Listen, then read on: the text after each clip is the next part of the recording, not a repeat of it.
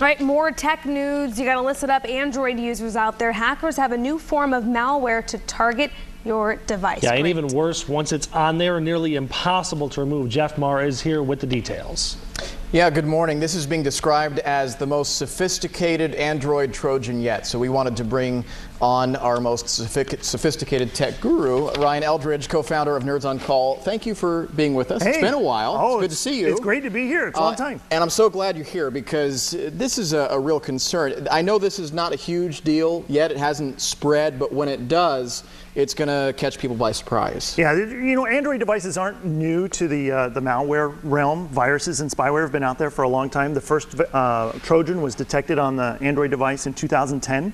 And there's a lot of ways to get that stuff. I mean, Android devices are the most prominent feature-rich smartphone out there, so they're kind of a big target for bad guys right now. Right. Well, we have some information on this particular Trojan identified as backdoor.androidos.obad.a. You're not going to remember that, but what you need to know is that once this is put into place, it cannot be deleted. Is that true? That is true for now. What's happening is right now is that code of that virus is hard to pin down, mainly because the guy who wrote it is keeping it in a decryption, like encryption. So it's really hard to get into and figure out and remove. However, they already know it's there. They're already working out ways. One of the fun ways that it works, it's weird, is in order for it to get its code to unencrypt itself in order to get onto your device, is they go to facebook.com, find an element on that web page, and then decrypt itself onto your device.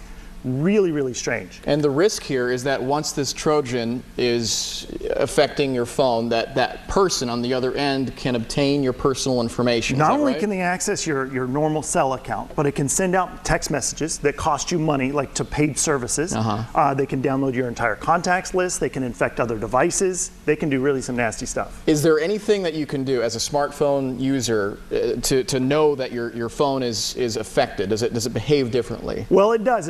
You'll notice that your battery life will just suddenly start draining. Your phone's performance will start slowing down. Things will just seem kind of different. You'll notice that maybe the browser is less responsive. So there's just different little hints that things are going wrong. And stuff that you've noticed on the PC side for the longest time is going to start happening to the phone. When I experience that, what do I do? Who do I call? Well, we Nerds generally on Call? You certainly can call us, but it's really actually fairly easy. We called it the 3 Ps: prevent, purge, and protect. So anytime you have an Android device, it's relatively easy to wipe the system clean and reinstall the operating system. Use a backup service like SugarSync is one we're really a big fan of. It'll back up your stuff to the cloud so you don't lose all your pictures and photos and contacts. And then don't download things from unknown sources. So if you go to the Google Play Store and download something, you're usually pretty protected. Now, there have been infected apps on the Google Play Store before, but if you go off-site and start downloading things from other websites, that's when you start to get in real trouble. That's good advice. We also wanted to put out to our Facebook viewers, anytime we get Ryan in the studio, any questions that you have for Ryan, and Barbara has one. How is it transmitted so we can avoid it as best possible until updated antivirus software? Well, they're not sure how this specific one is transmitted. They've kind of captured it in the lab and kind of analyzed it, but they haven't really seen it infect out in the wild too much yet. But there's two main ways. Bluetooth. So if you have your Bluetooth on your phone, generally if you are infected, it'll start searching for other devices to infect with your Bluetooth on, so keep your Bluetooth off if you're not using it.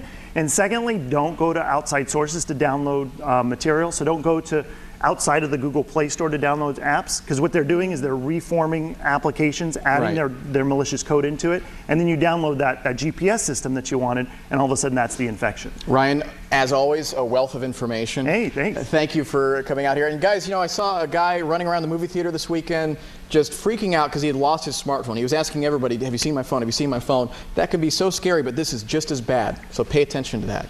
No, it's a good point. You hate that. You know, when your device starts acting up, you're like, what is wrong with it? Especially you with your phone there. I know. Ooh, thank you, Ryan and Jeff.